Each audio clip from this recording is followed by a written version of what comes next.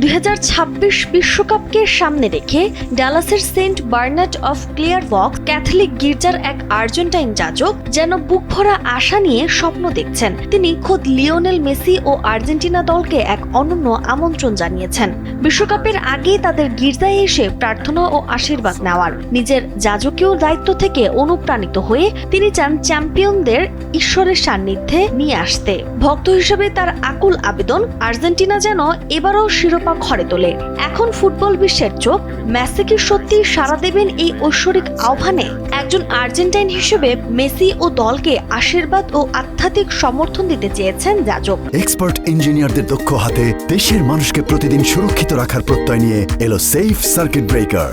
এটি ডালাসের স্থানীয় ফুটবল প্রেমীদের মধ্যে ব্যাপক আলোচনার জন্ম দিয়েছে এবং দলটির জন্য এক বিশেষ সম্মানের বার্তা বয়ে এনেছে। এখনো দলের পক্ষ থেকে কোনো সাড়া পাওয়া যায়নি, তবে যাজকের এই উদ্যোগটি ভক্তদের মধ্যে আবেগ ও প্রত্যাশার ঢেউ তুলেছে। এই অসাধ্য সাধনের অপেক্ষায় থাকা যাজকের আবেগ কি মেসিকে টেনে আনবে গির্জার আঙিনায়? সেটাই এখন দেখার বিষয়।